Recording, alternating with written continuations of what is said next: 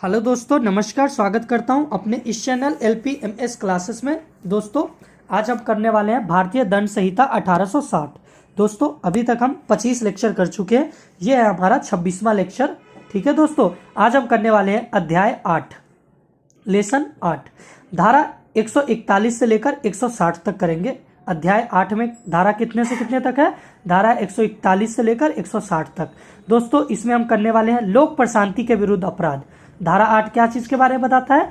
लोक प्रशांति के विरुद्ध अपराध के बारे में। तो दोस्तों, आइए शुरुआत करते हैं। धारा 141 कहता है विधि विरुद्ध जमाव या गैर कानूनी समूह कब क्या होगा, कब कहा जाता है। ठीक है जी, क्या कहता है धारा 141? कहता है विधि विरुद्ध जमाव या गैर कानूनी समूह कब कहा जाता है।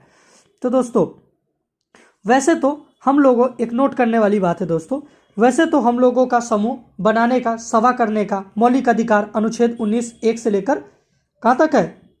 6 तक दिया गया है। ठीक है जी, लेकिन इस पर तर्क संगत प्रतिबंध लग सकता है अगर इससे सामाजिक व्यवस्था या शांति व्यवस्था, कानून व्यवस्था बिगड़ने का खतरा रहता है दोस्तों, तो क्या है, तर्क संगत पाबंदी लगा दी जाती है। ठीक है जी, तो विधि विरुद्ध जमाव कब कहा जाता है? तो देखिए, पहले 5 या 5 से अधिक व्यक्ति होना चाहिए। कितने होना चाहिए विधि विरुद्ध जमाव के लिए? 5 या 5 से अधिक व्यक्ति। दूसरा, उस जमाव का सामान्य उद्देश्य निम्न 5 में से कोई होना चाहिए। किसमें से? निम्न 5 में से कोई होना चाहिए। निम्न 5 क्या है? पहला, संसद विधानमंडल। संसद का मतलब संसद में लोकसभा राज्यसभा है ना, तो संसद विधानमंडल। विधानमंडल कहाँ होता है दोस्तों? ये कहाँ होता है? ये राज्य में होता है। विधानमंडल, लोक सेवक, केंद्र सरकार, राज्य सरकार को आतंकित करना, ठीक है, आपराधिक बल का प्रयोग करना, अगर ऐसा है। ठीक है दोस्तों। दूसरा, किसी कानूनी प्रक्रिया का प्रतिरोध करना। ठीक है जी। तीसरा, किसी संपत्ति को कब्जा करना या किसी अधिकार को लागू करना। ठीक है। चौथा है रिष्टि, मतलब आपराधिक अतिचार या अन्य कोई अपराध करना। पांचवा, किसी व्यक्ति को अवैध कार्य करने के लिए चूक करना। ठीक है, ठीक है जी। ये अगर सामान्य उद्देश्य है तो क्या होगा? तो माना जाएगा कि विधि विरुद्ध जमाव है। क्लियर जी, समझ में आ गया होगा धारा 141।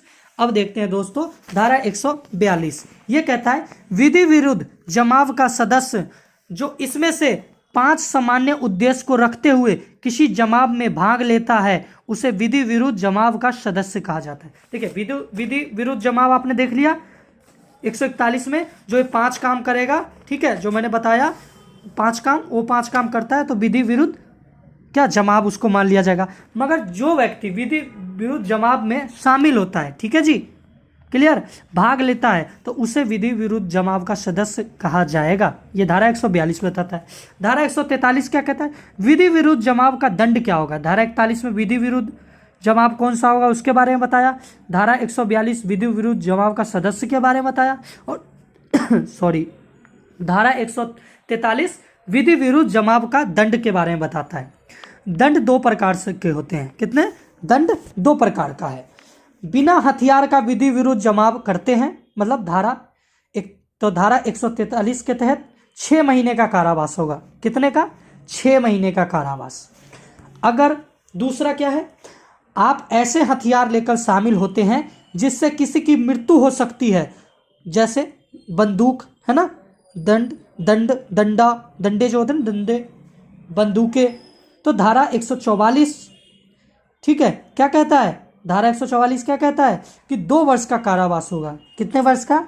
2 वर्ष का। देखिए, अगर आपने विधि विरुद्ध जमाव किया, ठीक है जी, बिना हथियार का, तो धारा 143 क्या कहता है? बिना हथियार का अगर विधि विरुद्ध जमाव कर रहे हैं तो आपको 6 महीने का कारावास होगा। मगर वहीं पे धारा 144 क्या कहता है दोस्तों? अगर आपने हथियार लेकर, कौन से हथियार जिससे किसी व्यक्ति की मृत्यु की जा सकती है, वो हथियार लेकर आपने विधि विरुद्ध जमाव किया है तो आपको 2 वर्ष तक का कारावास हो सकता है। कौन सा ऑफेंस है दोस्तों? ये दोनों संज्ञेय अपराध है, कॉग्निजेबल ऑफेंस है और जमानती अपराध है। ठीक है जी, कौन सा ऑफेंस है? कॉग्निजेबल, बिना वारंट का गिरफ्तार कर लिया जाएगा। और कौन सा अपराध है? जमानती अपराध है। चलिए दोस्तों, अगला है दोस्तों धारा 145। धारा 145, कोई विधि विरुद्ध जमाव है। अब कोई पुलिस या लोक सेवक आया और उसने सबको घर जाने का आदेश दिया, ठीक है जी। अगर आप लोग घर चले जाएं, उसने क्या कहा आपको कि आप लोग घर अब चले जाएं, इस जमाव का सदस्य मत बने रहिए, मगर फिर भी उसी जमाव का सदस्य बने रहते हैं, तो धारा 145 लागू होगा। कौन सा लागू होगा? धारा 145 लागू होगा, ठीक है जी। चलिए धारा 146 देखते हैं। ये बात करता है बलवा के बारे में। किसके बारे में? बलवा। कहता है विधि विरुद्ध जमाव।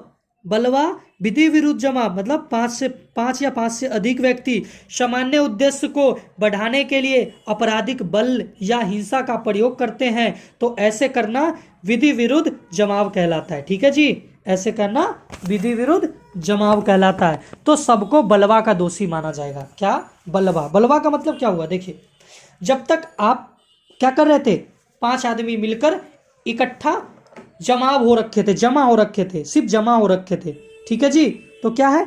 विधि विरुद्ध जमाव था, ठीक है जी। मगर इसमें क्या किया? बलवा में आपने क्या किया दोस्तों? हिंसा करने लगे, मारपीट करने लगे, तोड़फोड़ करने लगे, तो इसको क्या कहते हैं? बलवा कहते हैं। क्लियर है जी? चलिए जी, धारा 146 क्लियर। धारा 147 बलवा का दंड के बारे में बताता है। किसके बारे में? बलवा का दंड के बारे में बताता है। अगर आपने बलवा किया, हिंसा किया, तो आपको जो दंड दिया जाएगा 2 वर्ष तक का कारावास। क्या दिया जाएगा? 2 वर्ष का कारावास। आगे देखते हैं दोस्तों धारा 148।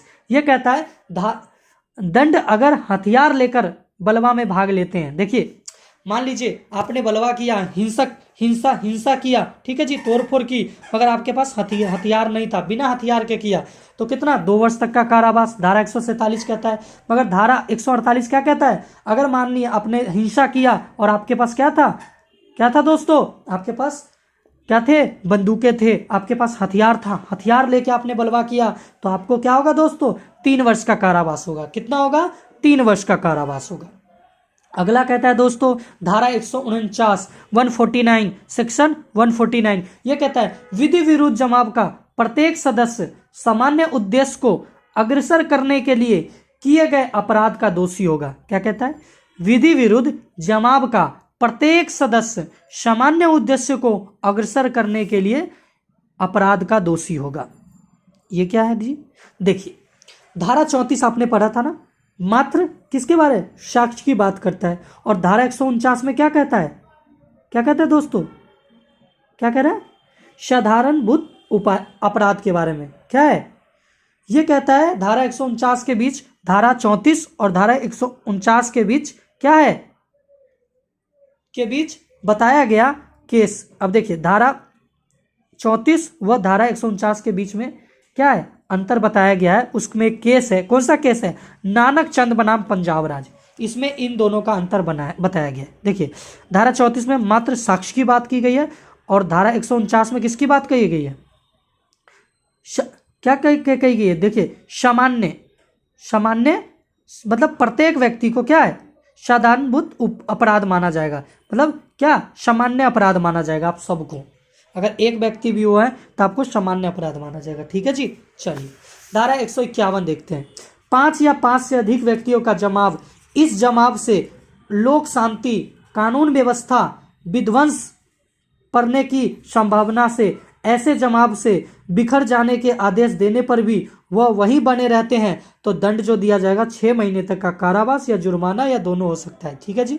क्या कहता है? अब 5 या 5 से अधिक व्यक्ति हैं, ठीक है, जमाव कर रखे हैं, लोक शांति को भंग कर रखे हैं, रोड को रोक रखा है, रास्ते को, कानून व्यवस्था में विध्वंस डाल रहे हैं। आपको पहले ही लोक सेवक द्वारा कहा गया कि आप यहाँ से हट जाइए, फिर भी आप नहीं हटे हैं, तो आपको जो दंड दिया जाएगा 6 महीने तक का कारावास, जुर्माना या दोनों, ठीक है जी। कौन सा अपराध है? कॉग्निजेबल ऑफेंस है, बिना वारंट का गिरफ्तार कर लिया जाएगा। और ये कौन सा, इस पे जमानत मिलेगी दोस्तों? तो बिल्कुल इसमें जमानत मिल जाएगी आपको, ठीक है जी। चलिए अगला है दोस्तों धारा 152। ये कहता है कोई लोक सेवक, मतलब कोई लोक सेवक का मतलब पुलिस, कोई भी लोक सेवक बलवा, दंगा विधि विरुद्ध जमाव के भंग करने के कार्य कर रहा है, अब उस पर अगर आप हमला करने की प्रयत्न भी करते हैं या हमला का धमकी देते हैं तो आपको जो सजा होगी 3 वर्ष का कारावास। कारावास कठोर या सादा कोई भी हो सकता है, ठीक है जी। और अपराध कौन सा है? संज्ञेय अपराध है, जमानती अपराध है और पुलिस स्टेशन से जमानत मिल जाएगी आपको, ठीक है जी। क्या है? मानिए आप कोई क्या कर रहे थे, बलवा कर रहे थे, दंगा कर रहे थे, विधि विरुद्ध जमाव कर रखे थे और आपको क्या करता है पुलिस वाला, पुलिस जाकर आपको कहता है भाई यहाँ से हट जाइए, तो आप हटते नहीं है बल्कि पुलिस को ही धमकी देने लगते हैं, उन पे ही उनके ऊपर हमला करने के प्रयत्न करने लगते हैं, तो आपको जो सजा दी जाएगी क्या दी जाएगी? 3 वर्ष का कारावास दी जाएगा। कारावास कठोर सादा कोई भी हो सकता है। और ये कौन सा ऑफेंस है दोस्तों? कॉग्निजेबल ऑफेंस है। क्लियर? अगला देखते हैं दोस्तों, धारा 153।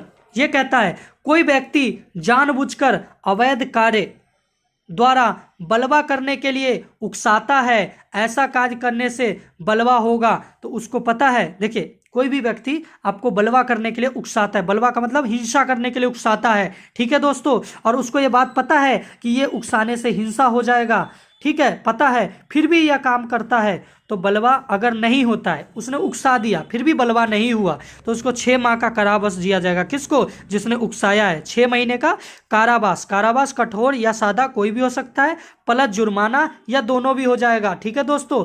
अगर मानिए उसके उकसाने से बलवा हो जाता है तो 1 वर्ष का कारावास। कारावास कठोर या सादा कोई भी हो जाएगा, ठीक है दोस्तों, प्लस जुर्माना। जुर्माना कितनी भी हो सकती है, ये कोर्ट के ऊपर निर्भर है, या दोनों, ठीक है जी। चलिए एग्जाम्पल देखिए, किसी के धार्मिक ग्रंथ को जला देना, मंदिर को तोड़ना, मूर्ति को तोड़ना, है ना दोस्तों, ये सब क्या है दोस्तों? ये सब क्या है? ये सब क्या है? बलवा है, ठीक है जी। चलिए अपराध ये कौन सा है? संज्ञेय अपराध है, कॉग्निजेबल ऑफेंस है और जमानती अपराध है। अगला देखते हैं दोस्तों, धारा 153A। धारा 153 में संशोधन करके धारा 153A को लाया गया। इसे कब लाया गया दोस्तों? संशोधन द्वारा 1898 में जोड़ा गया। कब जोड़ा गया? 1898 में।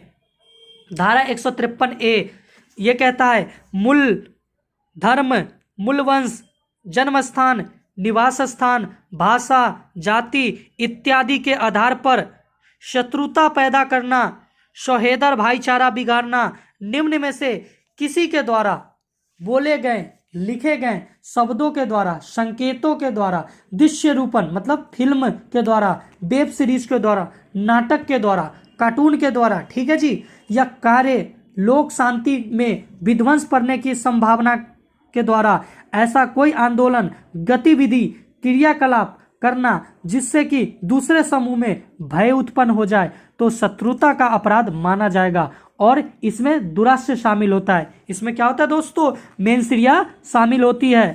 तो ऐसा अगर करते हैं तो आपको जो दंड दिया जाएगा, क्या दंड दिया जाएगा?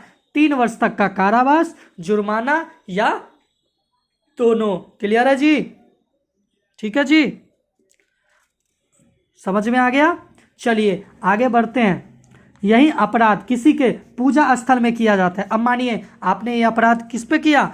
किसी के धर्म पे बोल दिया, ठीक है, किसी के मूल वंश पे बोल दिया कि ये वंश का, ये वंश का है, किसी के जन्म स्थान, जैसे देखोगे बिहार यूपी वालों को बिहारी बोलते रहते हैं, अनेक प्रकार की बहुत सारी चीज़ें बोलते हैं। अगर आप ऐसा बोल रहे हैं निवास स्थान के ऊपर कि ये यहाँ का है, ये इस जगह का है, उसके भाषा के आधार पे अगर आप उससे भेदभाव कर रहे हैं तो आपको धारा 153A लगाया जाएगा और आपको 3 वर्ष तक का कारावास होगा। क्लियर जी? चलिए जी आगे देखते हैं। अगर यही अपराध, ऐसा ही कार्य आप पूजा स्थल पे करते हैं, कहाँ करते हैं? पूजा स्थल पे अगर किसी के साथ भेदभाव करते हैं या ऐसा कुछ बोलते हैं तो आपको जो सजा बढ़ के कितनी हो जाएगी दोस्तों? 5 वर्ष का कारावास प्लस जुर्माना, ठीक है। कौन सा अपराध है? कॉग्निजेबल ऑफेंस है और गैर जमानती, जमानत भी नहीं मिलेगी दोस्तों, ठीक है जी। तो आगे से ऐसा अगर करते हैं तो मत कीजिएगा। चलिए आगे चलते हैं। धारा 153A को संवैधानिक धारा माना। धारा 153A को क्या कहा गया? संवैधानिक धारा माना गया है। कौन से केस में? शेख वाजिद वर्दीन बनाम उत्तर प्रदेश राज्य। कौन से केस? शेख वाजिद वर्दीन बनाम उत्तर प्रदेश राज्य। दुराश्रय भी शामिल करना पड़ेगा, दुराश्रय जरूरी है धारा 153A में। ये कौन से केस में कहा गया दोस्तों? बिलाल अहमद कालू बनाम उत्तर प्रदेश राज्य में क्या कहा गया कि इस अगर ऐसा हुआ है तो आपको दुरास से मतलब साबित करना पड़ेगा कि इस व्यक्ति ने आपको अगर आपके जन्म स्थान धर्म स्थान के ऊपर कुछ उल्टा बोला है तो ये इसका मन में क्या था बोलने का। ठीक है जी, ये साबित कर देते हो उसको सजा हो जाएगी। ठीक है जी, चलो इसी में एक दूसरा संशोधन करके जोड़ा गया धारा 153B, इसे 1972 में जोड़ा गया। कब जोड़ा गया? 1972 में जोड़ा गया। ठीक है जी, ये राष्ट्रीय अखंडता पर प्रतिकूल प्रभाव डालने वाले लांछन, झूठे आरोप लगाना, ठीक है, पख्यान आदि देना। ठीक है, अगर आप ऐसा करते हैं तो 3 वर्ष का कारावास या जुर्माना दोनों हो सकता है। क्लियर जी? जैसे पूजा स्थल पर, ठीक है, यह कार्य करते हो, आपने क्या किया? राष्ट्रीय अखंडता पर प्रतिकूल प्रभाव डालने वाले लांछन लगा दिए, झूठे आरोप लगा दिए। ठीक है जी, तो 3 वर्ष का कारावास होगा आपको। है जी, अगर पूजा स्थल पे यही काम किए हैं तो 5 वर्ष का कारावास होगा। और अपराध कौन सा है? कॉग्निजेबल है, बिना वारंट के गिरफ्तार किया जाएगा और जमानत भी नहीं मिलेगी। है जी, एग्जाम्पल, अब मानिए सरदार, किसी भी सरदार जी को आप देखते हैं और उनको आप क्या कहते हैं? खालिस्तानी कहने लगते हैं, तो क्या है? ये गलत है। ये जो आप कह रहे हैं ये क्या है दोस्तों? ये गलत है। ये राष्ट्रीयता अखंडता पर प्रतिकूल प्रभाव डालता है, क्योंकि सरदार जी पुलिस में भी है, सरदार जी फौज में भी है। ठीक है जी, ये अपना अहम रोल निभा रहे हैं, तो आप किसी एक व्यक्ति को ना बोल के पूरी कम्युनिटी को गलत बोल रहे हैं। ठीक है जी, तो ये क्या है? आपने राष्ट्रीय अखंडता पर प्रतिकूल प्रभाव डाला है, तो आपको जो ऐसा करने पे सजा जो दिया जाएगा वो कितनी सजा दी जाएगी दोस्तों? 3 वर्ष का कारावास प्लस जुर्माना। ठीक है, और अगर यही पूजा स्थल पे अगर आप किसी के बारे में ऐसे बोलते हैं तो आपको 5 वर्ष का कारावास किया जाएगा। ठीक है जी, चलिए अगला देखते हैं दोस्तों, धारा 159, धारा 159, सेक्शन 159 को यह कहता है दंगा के बारे में। किसके बारे में बताता है? दंगा के बारे में। कहता है 2 या 2 से अधिक व्यक्ति, ठीक है, सार्वजनिक स्थान में लड़ता है, ठीक है, क्या करता है? लड़ता है या लड़ाई करता है, ठीक है, गाली देता है, ठीक है जी, हैं, गाली देता है, शांति भंग करता है, ठीक है जी, तो क्या होगा? इसको क्या दंगा माना जाएगा। ठीक है जी, क्या माना जाएगा? दंगा माना जाएगा। ठीक है जी, क्लियर? क्या कहता है धारा 159?